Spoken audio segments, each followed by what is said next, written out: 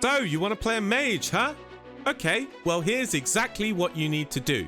First, you need to bind Frostbolt to number 1. Then, conjure water to number 2. And then you want to put your water to number 3. When you're in combat against enemies, you'll be pressing number 1. Then outside of combat, if you're full mana, you'll be pressing number 2 and giving out water faster than you can make it. If then you're low on mana, you'll press 3 to regenerate mana. Okay guys, that's how you play Mage. Thanks for watching. Don't forget to comment, like, subscribe, and tell your mum. Okay, I'm kidding. There's a little bit more to it than that. Today, I'm bringing you my most in-depth guide to date. This holds everything you need to know, and it's the most in-depth guide on the internet. But as usual, before we start, I just want to give a massive shout out to my latest members. These are Dookie, Sandarin, Pascal, Right Leg, Andres, David, Julian, Pyberg, CEO of SAD, Jade, Joe, Daniel, Tony, and Callum. You guys are absolute legends. Your support is truly appreciated.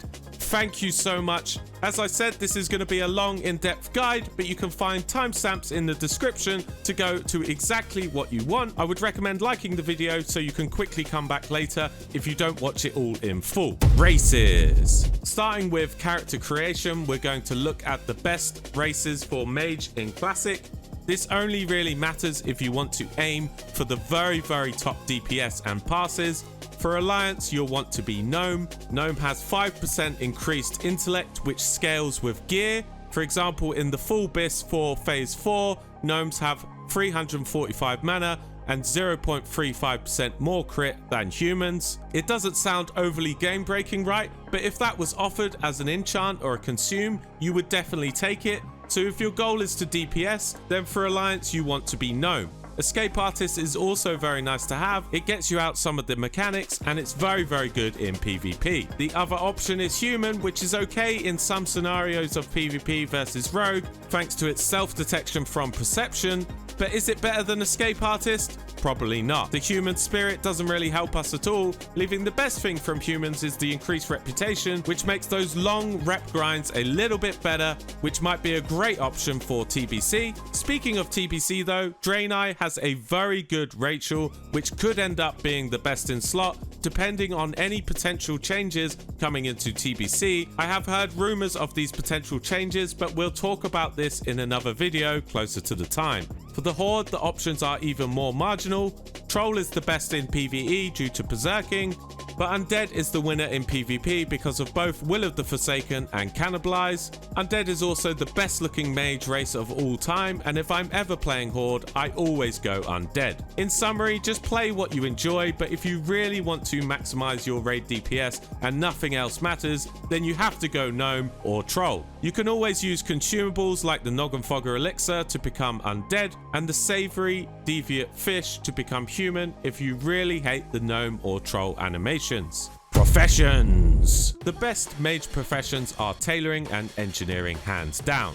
Tailoring has some of the best gear in the game, and there are certain set bonuses, for example the Bloodvine set, which require tailoring to have the set bonus. In TBC, you also need tailoring to have some of the best gear in the game, so it's a necessity and it's a no-brainer. Engineering is also very good because of the bombs and consumables. Nothing even comes close to these two as a mage. Sure, some of the other professions are very profitable, but I also cover in the members section of my channel how to make thousands of gold using both tailoring and engineering, including guides and spreadsheets of how to do it. So honestly, there is no reason for you to be any other profession other than tailoring and engineering. Talents. Okay, for talents, we're going to look specifically at raiding here, and that gives us 4 different options for talent builds in total. Obviously, we have dual spec on anniversary servers, so we can fully utilize this and get the maximum DPS if we choose to. The first spec we're going to look at is the fire raiding spec. This utilizes all the best talents in the fire tree while going into the frost tree for elemental precision for the increased hit chance, and arcane for arcane concentration and improved arcane explosion. This is slightly updated from my previous build as mana isn't an issue in phase 4, so we want to bring improved flame strike instead for the extra AoE, and we also have 1 point in magic attunement. This is because we want to cast amplify magic on Razorgore in BWL while he's mind controlled, so he takes extra magic damage. If there are no other mages with this talent, then 1 point is good enough for us, as we can't really afford to lose a point somewhere else to make it 2 out of 2, and it's not really worth it just for one boss. It's also worth noting that Amplify Magic is very good to put on tanks if it's a physical heavy fight. This is going to help the healers a ton. The second spec is the Arcane Frost spec. This is the most common spec in the game. It utilizes the Arcane Tree for arcane power and presence of mind, while still casting Frostbolt with empowerments from Improved Frostbolt, Ice Shards and Piercing Ice. This is the highest possible DPS spec for Frost Mages. If PvE is your sole focus and you don't PvP at all, then I recommend running dual spec and just switching between these two specs depending on resistances and immunities. I won't go too much into it, but you can find more information on the resistances on my classic Mage spreadsheet. The link is in the description. The next spec is the one I most commonly use. It's the Frostfire build, which primarily focuses on fire damage, but also has very good frost talents, which makes it great for those fire immune bosses. You'd use this spec if you primarily want to pass as fire, because even when casting Frostbolt in this spec, you will pass as a fire mage, which might suit you better depending on your gear. Also, if you like to PvP and have a PvP spec as your second spec, then this is a great option as a fire mage, as it provides the extra frost damage. You will want an add-on to switch between your gear sets if you have fire specific damage and frost specific damage. I do this all the time and it's very easy. I just swap gear depending on the boss. This is a great spec to just set and forget and really enjoy, and you can use either fire or frost damage depending on what you want. And finally, the last spec is more of a support spec, but it is needed in every single raid, and that's the Winter's Chill build. You take deep frost damage, which is much lower DPS than the other builds, but it brings the all-important Winter's Chill debuff. If you didn't know, the Winter's Chill debuff increases your chance that your frost spells will crit on the target by 2%, stacking up 5 times. So every raid will definitely want to have one of these, and it's usually an argument over who will go Winter's Chill. I would say the best way is to rotate it between all the mages each week to make it fair. However, if optimization is your primary goal here, then you would just tell the worst geared Frost Mage to go Winter's Chill, so it's less of an overall DPS loss.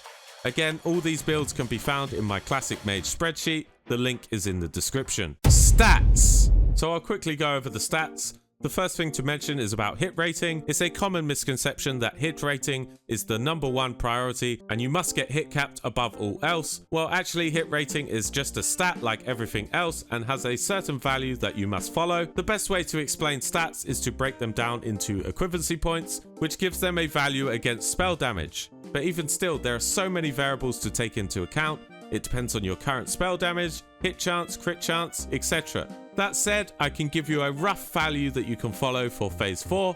1 point of spell damage is equal to the following.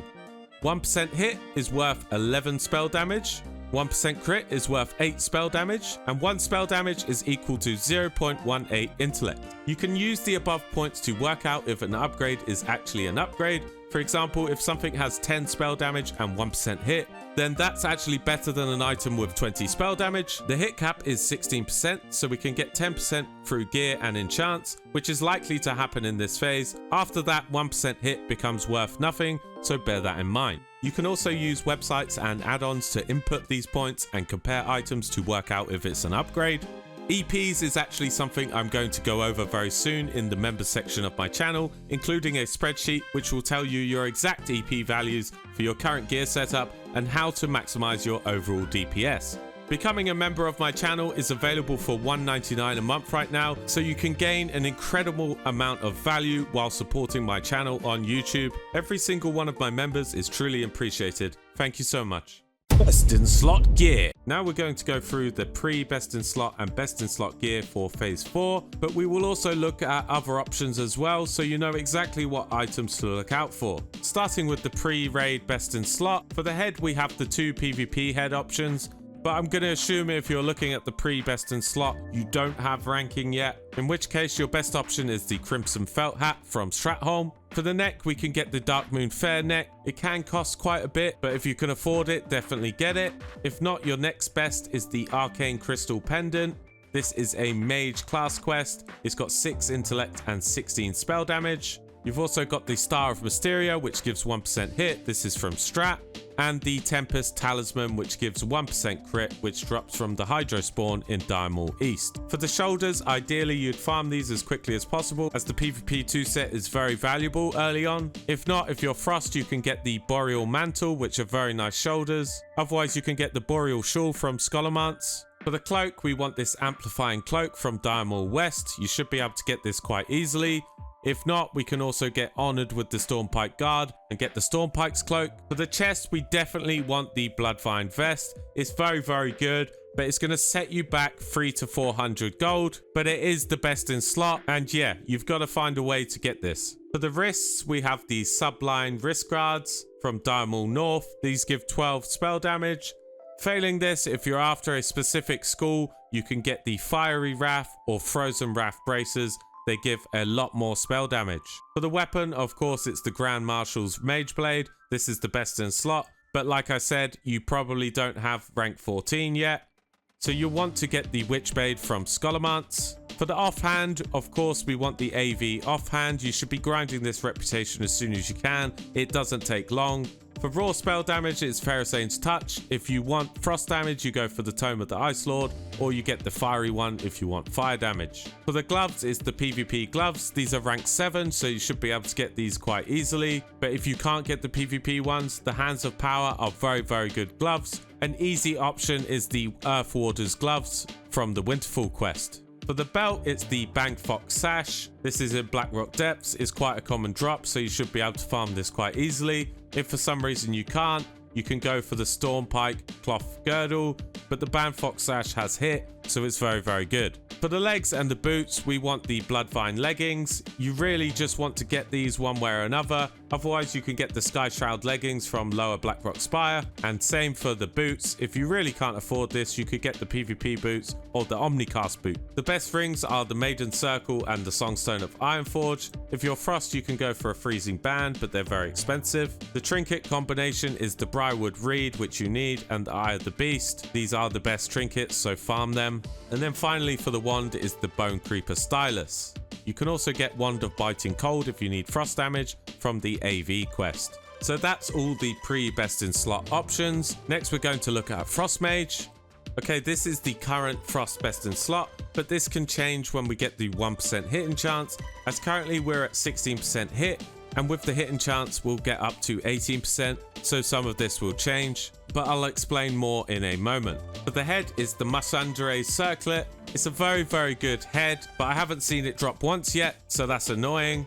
If you've done the ranking, of course, you can get the Field Marshal's head, which is the next best. Otherwise, an easy option to farm from ZG would be the Hexer's Cover. For the neck is the Choker of the Fire Lord. This is a very, very nice neck. Otherwise, you can get the ZG neck, which has 22 spell damage and 3 MP5, or you can just buy the Orb of the Dark Moon one for the 22 spell damage as well. For the shoulders, it's the Mantle of the Blackwing Cabal. They are very nice shoulders and we'll use them for a while. The next best would be the Boreal Mantle. You can also get the rank 10 shoulders. If you're running the 2 set, you'll probably keep hold of this until the mantle drops. For the cloak, we've got the Cloak of Consumption. This is from ZG. It's one of the best items you can get from ZG. It's very nice indeed.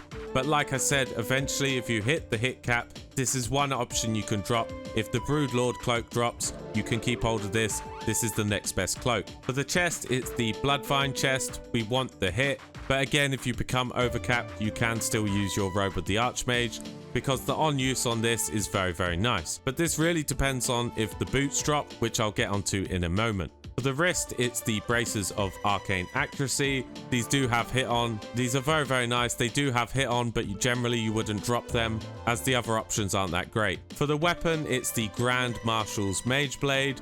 Very, very nice weapon indeed. If you haven't done the rankings, then the Staff of the Shadow Flame is the next best, followed by the Claw of Cro-Magus. For the offhand, it's the AV offhand, the Tome of the Ice Lord. 34 frost damage is just great. For the gloves, it's the Blood Tinged gloves. But like I said, this changes. If you get over hit cap, then you'll want to use the Neverwind gloves. The Neverwind gloves have crit instead of hit, and they're very, very nice. For the belt, you've got 2 options, and they're neck and neck. you've got the Firemore's Clutch from Firemore, or you've got the Mana Igniting Cord from Molten Core. An easy belt to get is the Belt of Untapped Power, is dropping quite often in ZG. For the legs is the Bloodvine Leggings, definitely need these. Now onto the boots, it's the Ringo's Blizzard boots, which give 40 frost damage, 1% hit. They're very, very nice. The problem is they don't drop that often, they drop from trash. If you do get these, then that's great. If not, you can use the Bloodvine boots, and this is what I was talking about with the chest. So if you do use the Bloodvine boots, then you'll want to keep it for that set bonus, as the set bonus is worth at least 16 points to you. But yeah, these boots are absolutely fantastic for Frost. You'll use them forever. For the rings, we've got the Band of the Force Concentration from BWL and the Ring of Spell Power from Molten Core. We also have the new seals from ZG, which if you get both, you get the set bonus as well, which adds extra value to this set. So you can pick up these rings as well. Or let's say you have one of these and you need an next best, the Band of Servitude drops quite often from ZG. And then of course you have the Freezing Band, the Maiden Circle and the Songstone of Ironforge, all very good options. For the trinkets, it's the Mind Quickening Gem and Nefarian's Tear.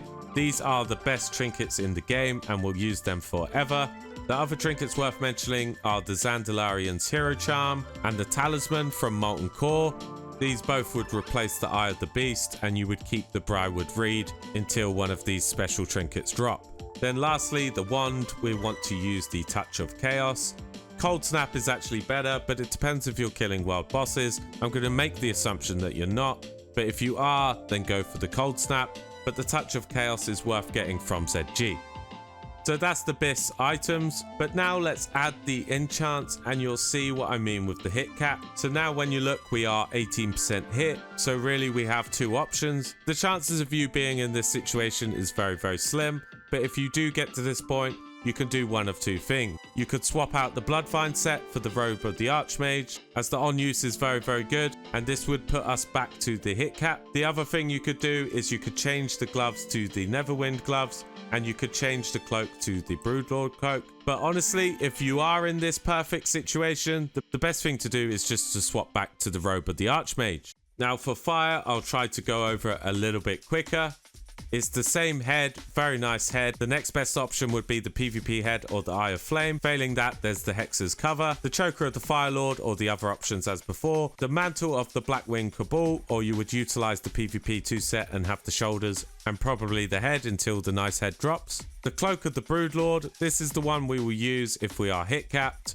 If you're not hit capped, then you can use the Cloak of Consumption. But for example, for me, this has already dropped, so I'm not really rolling on the Cloak of Consumption. I'll just pass it to my teammates until it's no longer needed. For the chest, it's the Bloodvine set. We will be 100% taking this set. I know there's a lot of arguments because the Robe of the Archmage having more spell damage and crit technically is better than the Bloodvine vest, but we're using this for the free set bonus. The 2% crit is very, very good for us, and of course we still need the hit, so all in all the Bloodvine chest is better.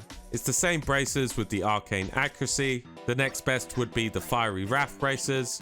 For the weapon, it's the Grand Marshal's Mage Blade or the Staff of the Shadow Flame with the Tome of the Fiery Arcana. For the gloves, we want these from MC, the Gloves of Hypnotic Flame. Very, very nice. The next best would be the Neverwind gloves. They are very, very marginally close. For the belt, it's the Mana Igniting Cord. Otherwise, there's the Firemore's Clutch or the Belt of the Untapped Power, the Bloodvine Leggings, the Bloodvine Boots, the Band of the Force Concentration and the Ring of Spell Power. Now technically, if you're doing world bosses, this Mind Tier band is very, very good, so you can get hold of this. Otherwise, the Band of Servitude and the Flaming Band, usually of Intellect, but you can get any of these from UBRS. It gives 24 fire damage, it's very nice for fire. As explained in the Frost, is the same for the trinkets. And then of course the same wand as well. The next best would be the Pyrrhic Cassidius from BRD. So those are the best in slot items for fire and frost. And as you can see right now on the screen, these are all the items that you can get from ZG. So there's loads of gear that is available inside the raid that you can pick up very quickly, as ZG is on a 3-day lockout. Now I'm going to answer a question that I get asked all of the time, and I'm going to list 3 items from each raid that I recommend for your soft reserves. The purpose of these soft reserves are they are items that offer longevity and have value over a long time. They might not necessarily be your biggest upgrade right now, but these items hold value even into future phases. These are in priority order. So the first and most important item from Molten Core is of course the Choker of the Fire Lord. This is a very good neck which offers the highest spell damage at 34, and it even has more spell damage than anything pre-BiS in phase 1 of TBC. So if spell damage is your primary stat, this could be an acceptable pre-BiS into TBC. The next best in MC is the Mana Igniting Cord. It's a very nice belt and it will last for a long time into future phases. Lastly from MC is the Ring of Spell Power. It's currently still BiS and it's very nice, but I haven't seen many drop at all. But if you do get one, fair play. Next is BWL, and you can probably guess what I'm going to say. The first and most important one is the Mind Quickening Gem. This trinket is absolutely mind-blowing. It's very good, and it's still an option even into pre-BiS in TBC if you really want to take it that far and you don't want to farm any other trinket. Then the next best would be the Nefarian's Tear. This is also a very good trinket, and this combination is very famous from BWL for mages. The majority of the time you'll end up at the end of the phase with both of these trinkets. They will just last for the entirety. The last one from BWL is quite a tough one. If you're Frost, you'll want to go for the Ringo's Blizzard Boots, as these will be BiS forever.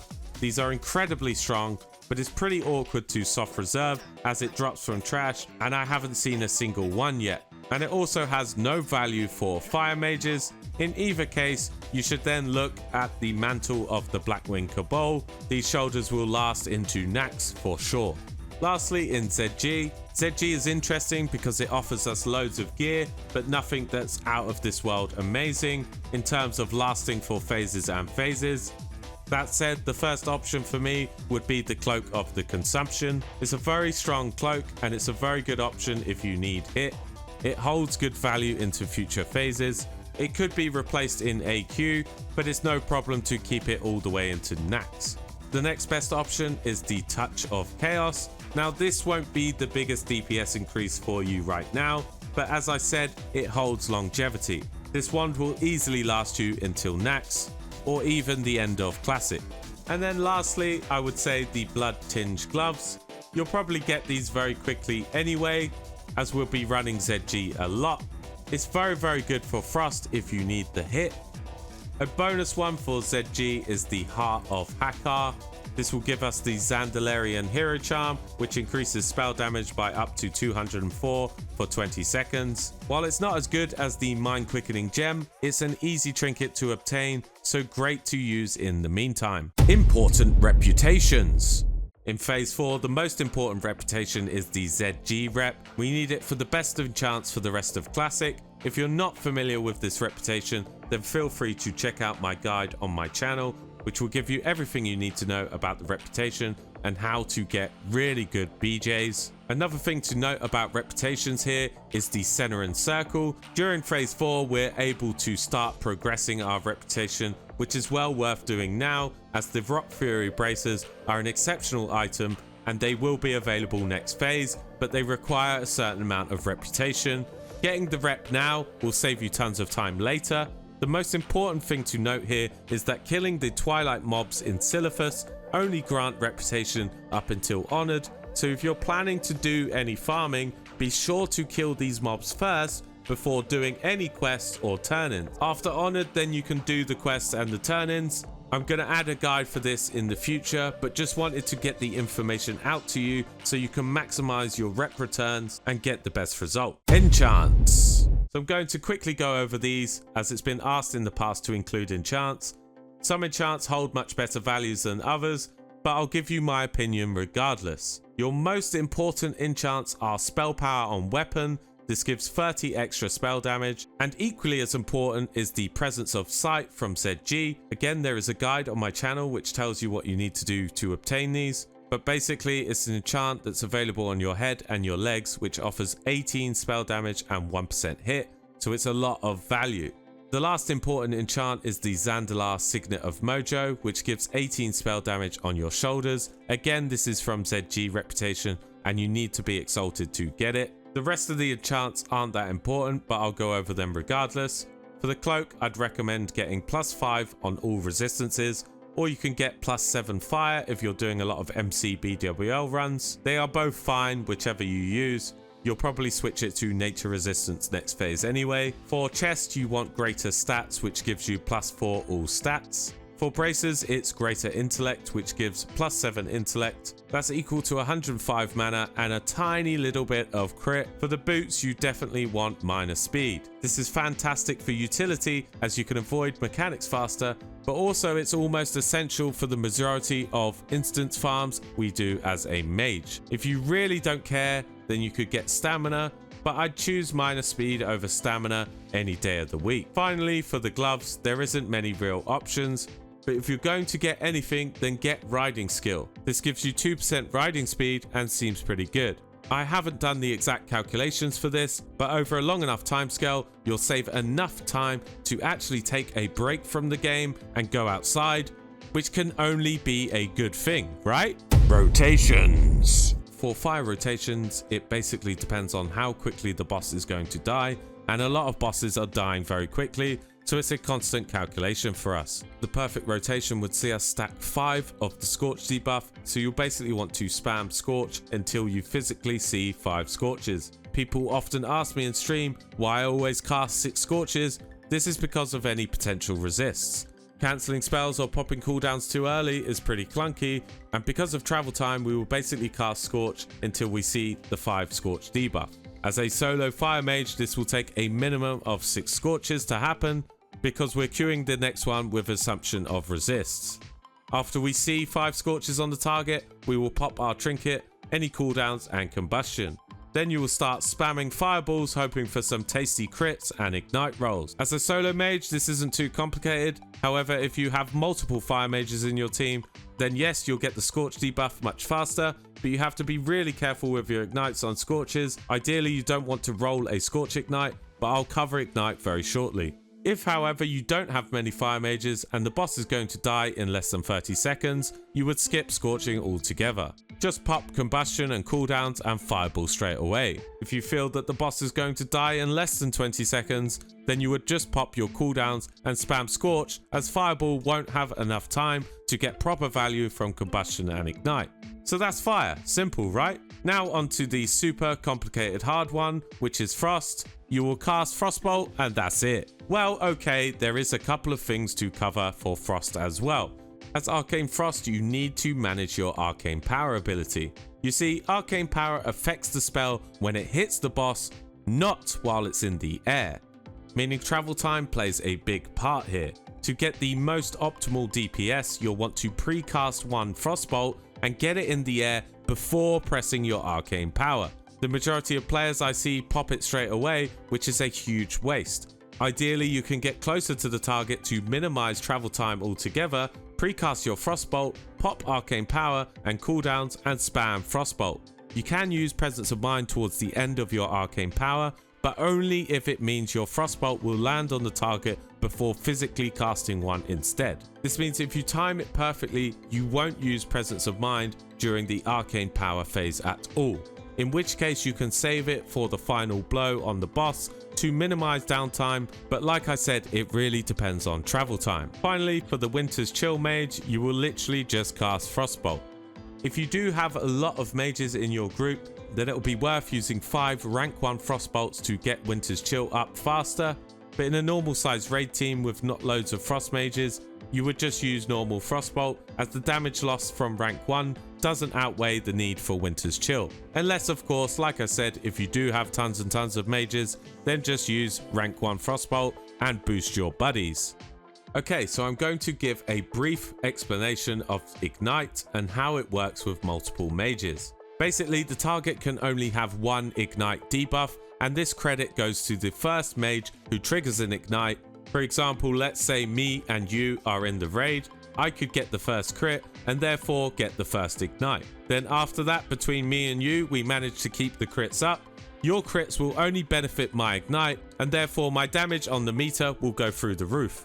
That seems fair, right? Well, the good thing is that Warcraft Logs takes ignite damage into account and splits it fairly across all fire mages. So while the damage meter may say one thing, the logs will give a more fair reflection. A major thing to note about having multiple fire mages is that only 5 effects can roll.